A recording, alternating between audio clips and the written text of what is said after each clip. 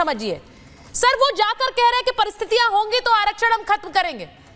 अब इतना बड़ा बयान उन्होंने वहां दे दिया। आप सोचिए जरा। आ रही हूँ किशोर जी आ रही हूँ, लेकिन पहले एक बार वरुण जी के पास जाऊंगी। अनंत जी वेट कर रहे हैं, मैं एक बार रुक जाइए, एक मिनट आ रही हूँ। अनंत जी जरा ये बता दीजिए, जो बयान राहुल गांधी दे रहे हैं, मेरे लिए मुझे ऐसा लगता है बतौर एक भारतीय, उन्होंने बहुत सारे ऐसे बयान दिए, लेकिन यहाँ पर लोग पूछ रहे हैं, लोग कह रहे हैं कि अगर आपको देश पसंद नहीं तो विदेश चले जाइए, आप वापस ही मत आइए, अमेरिका में ही रुक जाइए। इस तरह की प्रतिक्रियाएं लोगों ने दी हैं। अब वो क्यों नहीं देंगे? क्योंकि एक व्यक्ति अमेरिका जाकर बार बार भारत के व्यवस्थाओं पर सवाल उठाता है, लेकिन ये सीधा कह देना कि मुझे तो यहाँ रहना ही नहीं है। उन्होंने आज जो सिखों को लेकर बयान दिया, मैं उस पर तो बाद में आऊंगी, लेकिन ये जो व्यवस्था जिसकी वो बात कर रहे हैं, सिखों को लेकर कह रहे हैं पगड़ी नहीं पहनने दी जा रही, यहाँ पर कड़ा नहीं पहनने दिया जा रहा, इस बात की लड़ाई, ये भारत की क्या तस्वीर प्रेजेंट कर रहा है आनंद जी? मुझे लगता है सुचरिता जी की ये 2-3 बहुत खतरनाक बयान राहुल गांधी ने दिए हैं,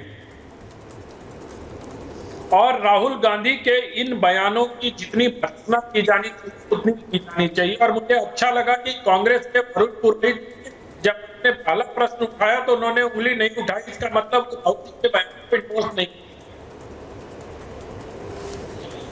इन्होंने जो कहा, मैं कड़ा तो मैं भी पहनता, आपको दिखा रहा हूं, ये कड़ा पहनता हूं मैं, और कड़ा तो हिंदू भी पहनते हैं, और मैं बिहार का रहने वाला हूं। गुरु गोविंद सिंह जी ने हमारे धरती के केस कंका कक्षा 5 सिख धर्म को ऐसे निशान दिए थे, और कोई माई का निशान को अलग नहीं कर सकता।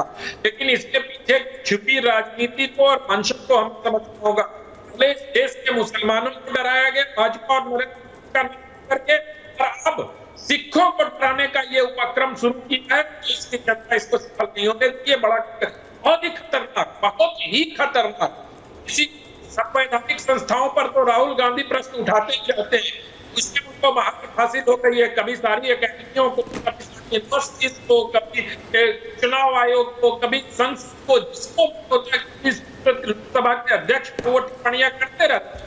लेकिन जिस प्रकार के आज उन्होंने रिप्रेजेंटेशन की बात कही, कहा 90% लोगों को रिप्रेजेंटेशन नहीं मिलता है, गुजरात में ऐसी गलती नेता विपक्ष कम से कम नहीं है। और अभी जगदीश टाइटलर पर केस खुलना, उनके कन्विक्शन का रास्ता साफ हुआ है। सरदारों को किसने क्या किया है ये सिख समुदाय पूरी अच्छे तरीके से जानती है, इसलिए बांटने की जो रणनीति है उसको कभी सफल नहीं होगी। सिखों की को लेकर एक जो सद्भाव का वातावरण था, उसको जो बांटने का प्रयास होता है, ये बहुत ही मतलब एक बार फिर से आग में झोंकने का प्रयास जैसा है। आनंद जी, ये तस्वीरें दिखा रही हूं इस वक्त जब आपसे बात कर रही हूं, क्योंकि देश के प्रधानमंत्री जो कि खुद गुरुद्वारे जाते हैं और वहां पर वो उस समय सिख समुदाय के सम्मान में वो खुद भी पगड़ी पहनते हैं। मनमोहन सिंह तो देश के प्रधानमंत्री 10 साल रहे हैं, हमने वो देखा है, और इन तस्वीरों के बाद वो कहेंगे कि कोई पगड़ी नहीं पहन पाता है, कड़ा नहीं पहन पाता है, ये अपने आप में हैरान है। जरा परमिंदर जी इस पर रिएक्ट कर दीजिए। आपको कोई रोक रहा है या पगड़ी पहनने से, कड़ा पहनने से? उन्होंने कहा सभी धर्मों के साथ ये हो रहा है। जरा जल्दी से बताइए, आपको कोई रोक रहा है क्या यहाँ पर? लेकिन राहुल गांधी ने जब वहां बोला 20 मिनट बोला, और किस कॉन्टेस्ट के अंदर बोला, और वहां पे किसी ने उनसे प्रश्न करा, बहाना लगता है। किस कॉन्टेक्स्ट में बोला? पूरा बयान है हमारे सामने परमिंदर जी। कम से कम किसी धर्म को मत घसीटिए, अपने राजनीतिक फायदों के लिए सिख धर्म का इस्तेमाल मत कीजिए, और आप इश्यूज की बात करिए जो फायदे का इस्तेमाल कर रहा है सिख धर्म को रेस करने के लिए। देखिए एक सेकंड परमिंदर जी, जब जिस तरह का उन्होंने बयान दिया है, उन्होंने जो बयान दिया वो मेरे सामने है। अब उस बयान में उन्होंने ऐसी कोई बात मुझे नहीं लगता कही है जो आउट ऑफ कॉन्टेक्स्ट ली जा सकती है। उसमें कॉन्टेक्स्ट ही है सिर्फ। मेरे को बात पूरी करने दीजिए ना। मैंने उस बात का पहले ही खंडन कर दिया कि इस तरह की कोई परिस्थिति यहाँ पे नहीं है, सिखों के साथ ऐसी कोई परिस्थिति नहीं है। और मैंने ये भी कहा है कि किसी धर्म विशेष को इस तरह की घटिया राजनीति में घसीटने का प्रयास ना किया जाए। आप इश्यूज की बात कीजिए, ये माइनॉरिटी का देश है, विभिन्नताओं का देश है, इसके अंदर सभी लोगों का ख्याल रखना देश की सरकार का काम है। और अगर यहाँ पे सिखों के खिलाफ कई साजिशें होती हैं, जिस प्रकार किसान आंदोलन में सिखों को खालिस्तान बोली गया, आतंकवादी बोला गया, अभी इमरजेंसी फिल्म के अंदर सिखों की छवि को खराब करने का प्रयास करा गया, पंजाब को आपने इमरजेंसी फिल्म देखी खराब है? करने का प्रयास कराया आपने गया। फिल्म देखी है? उसके अंदर जो राजनीतिक देखिए, आप मेरी बात को पूरा होने दीजिए ना। अगर वो कह रहे हैं इमरजेंसी रिलीज नहीं हुई, आपने कहां से देख ली? रहेंगे और सरकारें कहां से देख ली आपने? जी, उन्होंने कहा रिलीज नहीं हुई, आपने पहले ही देख ली, वो ये कह रहे हैं। चलिए मैं एक बार वापस आ रही हूँ, जरा बड़ी खबर बता दूं, क्योंकि बीजेपी ने एक प्रेस कॉन्फ्रेंस की है अभी अभी। स्कूल में पढ़ के आए हैं, अरे इतना बवाल है पूरे देश के अंदर, आप कह रहे हैं फिल्म देख, बवाल है पूरे देश में, अंदर इतना बवाल है, पूरे देश में बवाल है, वो कह रहे हैं। मैं एक बार जरा सुनिए, मैं बड़ी खबर बता दूं, राहुल गांधी पर बीजेपी नेता रविशंकर प्रसाद ने हमला बोला है। राहुल गांधी आज संविधान लेकर घूमते थे, सरकार बनने पर आरक्षण खत्म करने की बात कह रहे हैं, ये कह रहे हैं रविशंकर प्रसाद। वो कह रहे हैं साफ हो गया कि संविधान को लेकर घूमना राहुल का छलावा था, कांग्रेस हमेशा से आरक्षण विरोधी रही है।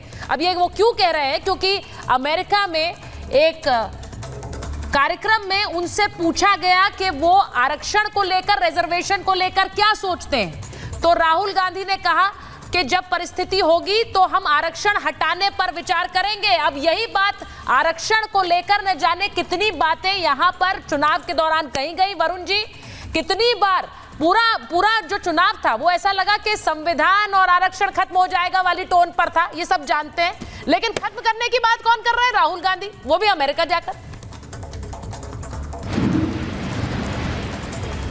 सुचारिता जी, भारतीय राजनीति की जो महाभारत है उसके पिछले 10 साल से राहुल गांधी ही केंद्र बिंदु है। आप देखिए कितने नेता आपने गिना दिए भारतीय जनता पार्टी के, रविशंकर प्रसाद, गिरिराज जी, पता नहीं कौन कौन है, सारे राहुल गांधी का नाम जपने लगे, 10 साल से जपे जा रहे हैं। उसको एलओपी तो बना ही दिया, मेरे को लगता है प्रधानमंत्री बना के ही मानेंगे। जिन्होंने जिस कॉन्टेक्स्ट में इंटरेक्शन प्रोग्राम्स थे उनके अमेरिका में, उसमें जैसे रिजर्वेशन भारत में कैसे खत्म होगा, चलेगा, तो उन्होंने कहा जब तक एक लेवल पे नहीं आ जाएगा समाज, सामाजिक न्याय की पूर्ति नहीं हो जाएगी, डिस्पैरिटी खत्म नहीं हो जाएगी, उस स्थिति में सोचा जाएगा कि भाई उसको खत्म किया जाए नहीं किया जाए। उसको इंटरप्रेट गलत तरीके से किया जा रहा है। अभी चाइना की बात कर रहे हैं, भाई चाइना से सबसे ज्यादा व्यापारिक इम्बैलेंस में तो कई बार कह चुका है, ये बीजेपी वाले कर रहे हैं। आज जयशंकर प्रसाद ने जर्मनी में यही कहा चाइना से व्यापार बंद नहीं कर सकते, तो क्या वो भी तारीफ कर रहे हैं? वो भी उसी कटघरे में हो गए। दूसरा, आपने कहा विदेशी धरती पर राहुल गांधी ऐसे बोल रहे हैं, तो मोदी जी तो कितनी बार कोरिया में कहाँ का शर्म की बात कर चुके, भारत में पैदा कोरिया में कहाँ का शर्म की बात कर चुके, भारत में पैदा होने से शर्म आती थी, और जर्मनी में जाके बेटी दामाद के भाषण देते थे, आपने सुना होगा। तो क्या अगर सदन का नेता अगर जाकर के बाहर विदेशों में बोल सकता है किसी परिवार के लिए, भारत के लिए, तो राहुल गांधी को उठकर में आप कैसे खड़ा कर सकते हो? ये अभी मैं आपको कह रहा हूं, मैंने अभी जो शुरुआत में कहा है, भारतीय जनता पार्टी मोदी जी ने कब कहा कि मुझे भारत में रहने का मन नहीं करता है, ये बता दीजिए। और अगर कहा है तो जरा अजय आलोक जी को कटघरे में ले लीजिए, बैठे हुए हैं यहाँ पर। पहले नहीं कहा क्या कोरिया में जाकर के? बताइए आप। ये बोला उन्होंने कि मैं भारत में रहना नहीं चाहता हूँ। ये नहीं, भारत में पैदा होने में शर्म आती थी, शब्द नहीं बोले अजय आलोक जी। शब्द उनके चालू करा लीजिए उनकी। अजय आलोक क्या जवाब देंगे इस बात पे? कहा है उन्होंने? अच्छा, क्योंकि तरुण जी वरुण जी, हाँ सुनिए तरुण जी, सुनिए। चाइना से व्यापार घाटा बढ़ना और चाइना से चंदा लेना, दोनों में बहुत अंतर है। राजीव गांधी फाउंडेशन में चाइना से चंदा लेना बहुत बड़ी बात होती है। दूसरी बात, कांग्रेस पार्टी का communist party of China, 1 minute, communist party of China से 1 करोड़ चेक में, 1 करोड़ चेक में, स्कैनर में। आप सुनिए, बीच में मत बोलिए। दूसरा बात, विश्व की अकेली घटना है जब चाइना की कम्युनिस्ट पार्टी से कांग्रेस पार्टी ऑफ इंडिया का समझौता हुआ था। आज उसी के कारण चाइना में सॉफ्ट है क्या कि चाइना से मैन्युफैक्चरिंग उठ के इंडिया में आ रही है, तो वहां पे बयान दे रहे हैं कि चाइना में बेरोजगारी नहीं है क्योंकि वहां पे मैन्युफैक्चरिंग बहुत ज्यादा है। तीसरी बात, एक क्रोनोलॉजी है, सुचरिता जी, एक क्रोनोलॉजी है। 2019 के बाद ये आदमी जब जाता है बाहर, जब आदमी ये बाहर जाता है, देश में अस्थिरता फैलाने की कोशिश होती है, देश में आतंकवादी हमला होता है।